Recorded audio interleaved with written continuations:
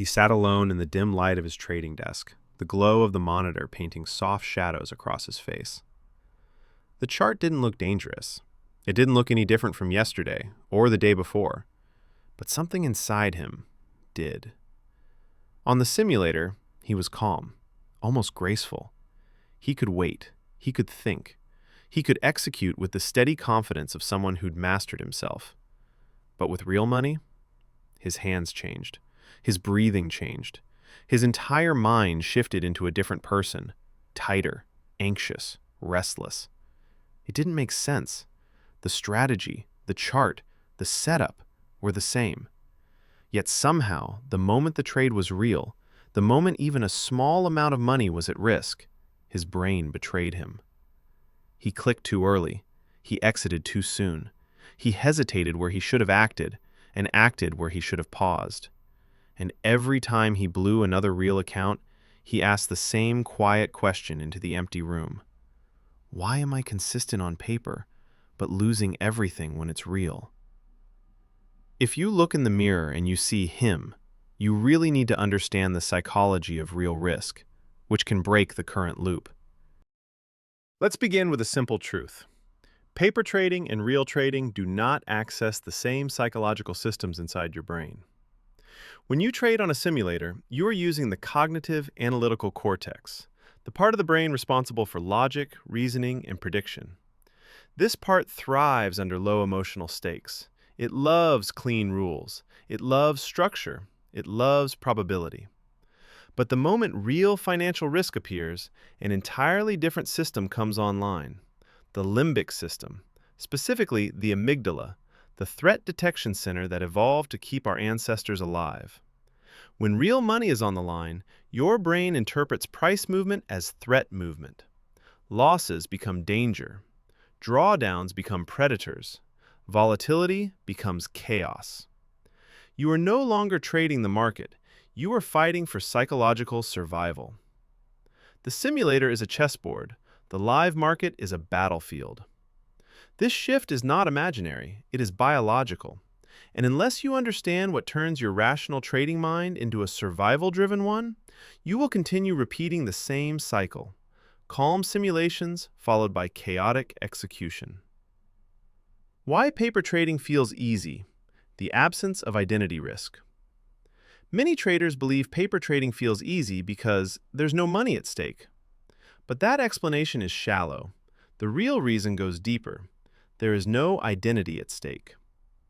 When you trade real money, every outcome feels like a referendum on your intelligence, your potential, your future, your self-worth. A losing trade is not just a loss, it feels like shame. A stopped-out position is not a data point, it feels like failure. Violated rules are not just mistakes, they become personal attacks against who you believe you should be.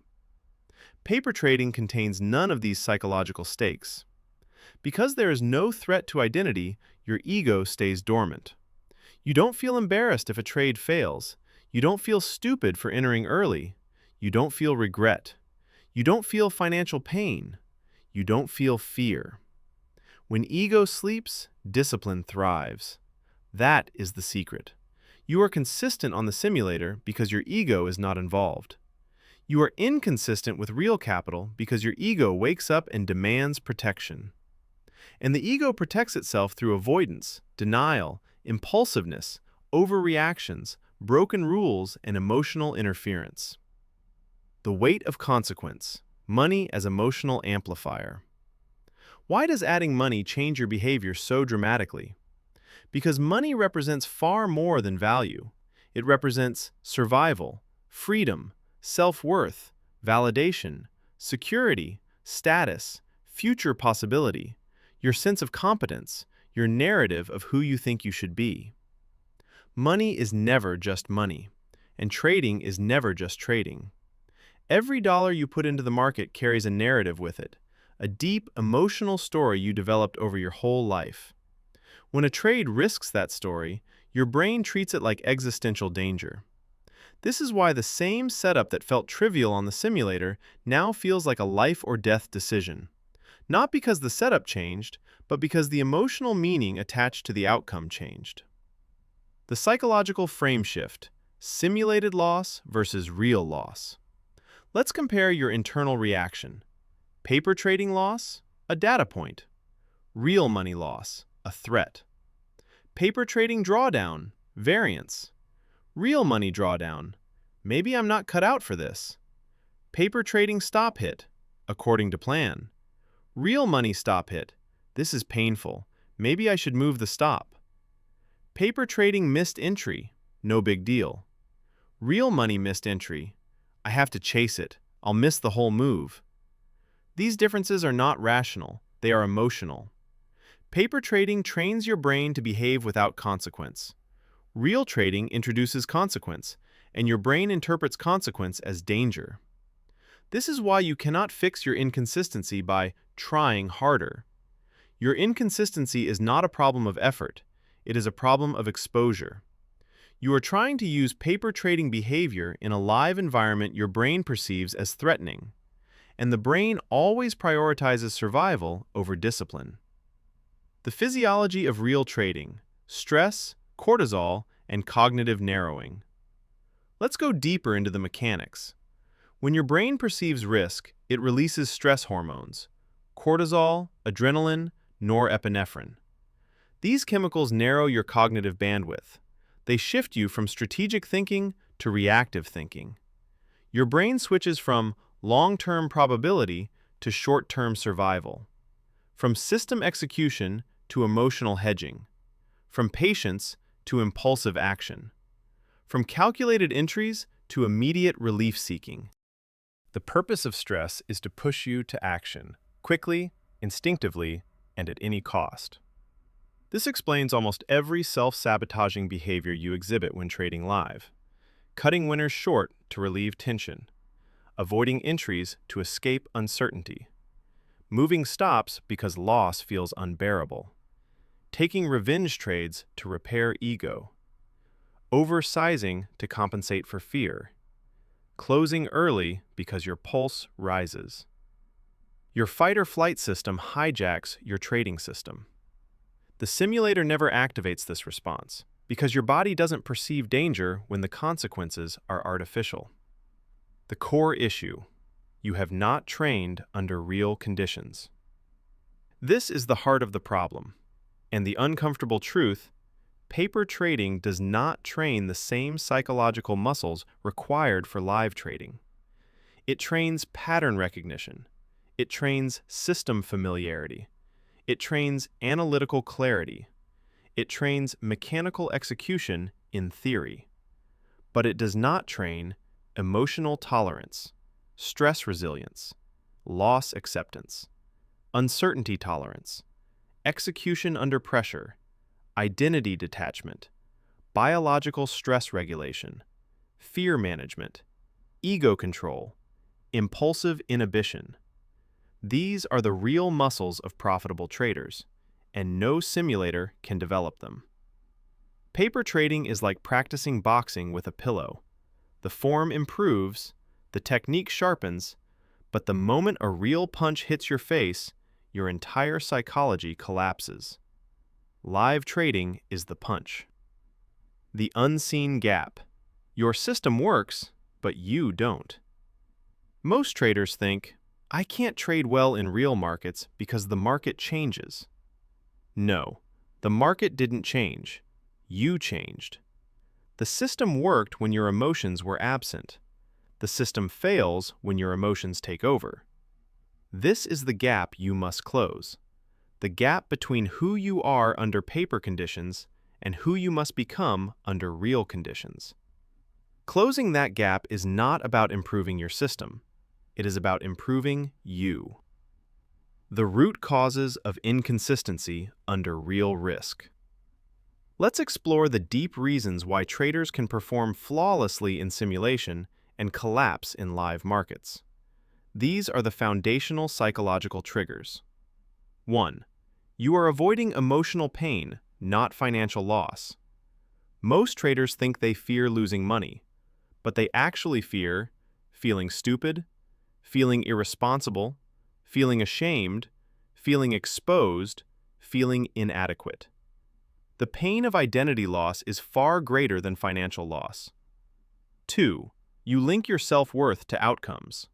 If your identity is tied to being right, consistent, talented, or successful, then every losing trade becomes a personal attack. You are not protecting capital, you are protecting ego. 3. You use the market to regulate emotions. You trade to feel excitement. You trade to escape boredom. You trade to feel competent. You trade to compensate for fear. You trade to erase shame. This emotional neediness destroys discipline. 4. You have no tolerance for uncertainty. Paper trading has certainty. You cannot get hurt. Live trading exposes uncertainty. Anything can happen. Human brains hate uncertainty. They will do anything to escape it, even break rules. 5. You lack emotional sample size. Paper trading gives you thousands of reps with no emotional stakes. Live trading gives you a handful of emotionally intense reps. Your emotional system is underdeveloped. 6. Your biology overrides your strategy. Stress chemicals blunt logic. You cannot outthink adrenaline. You cannot outdiscipline cortisol. You must train under real stress until your nervous system adapts. Good news. Your problem is normal and solvable.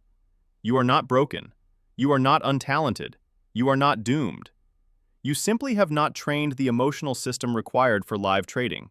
And emotional training is a skill, not a personality trait. You can build it. You can strengthen it. You can automate it. What follows now is the deep work, the transformation from a paper trader to a live trader. The transformation process, becoming the same person on the simulator and in the market. Here is the path. Slow, methodical, difficult, but transformative.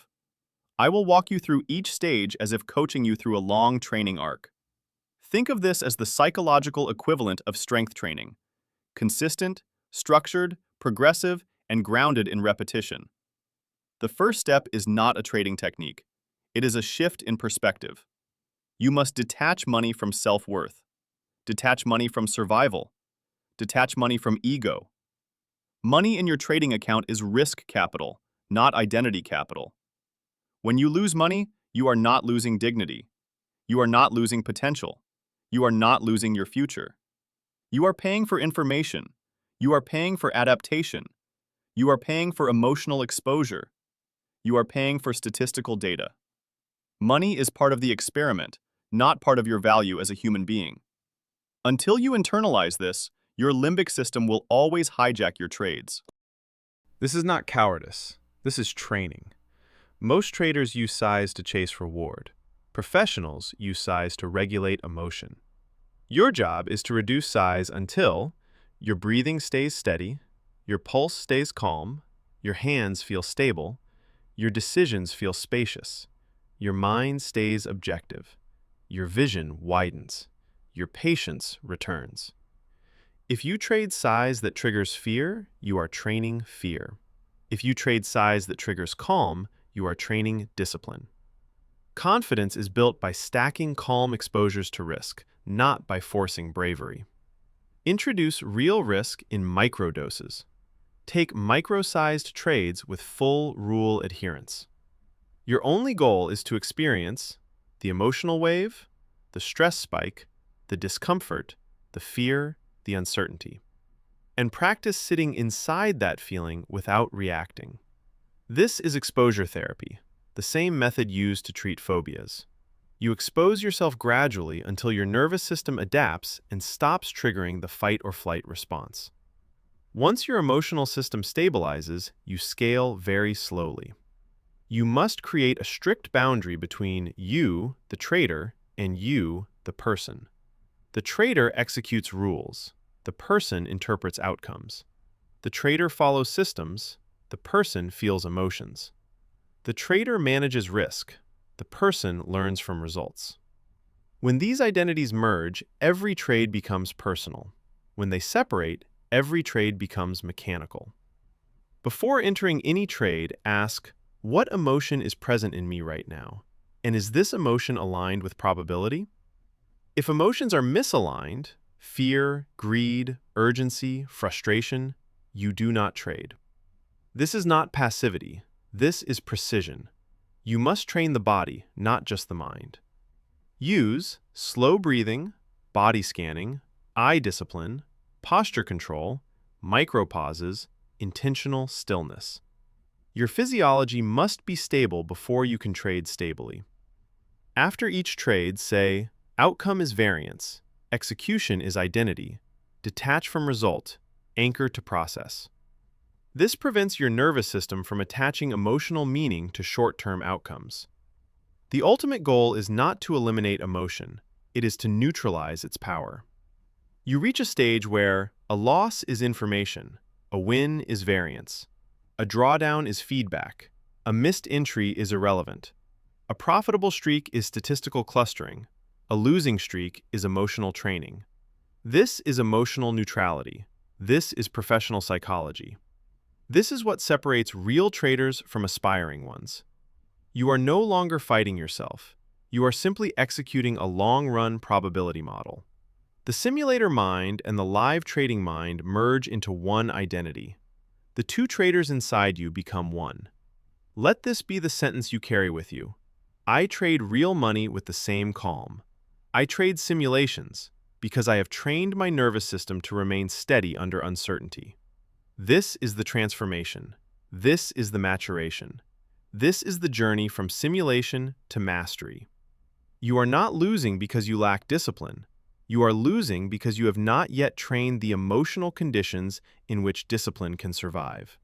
But you will, because now you understand the mechanics. Now you understand the process. Now you understand the psychology. Now you understand yourself.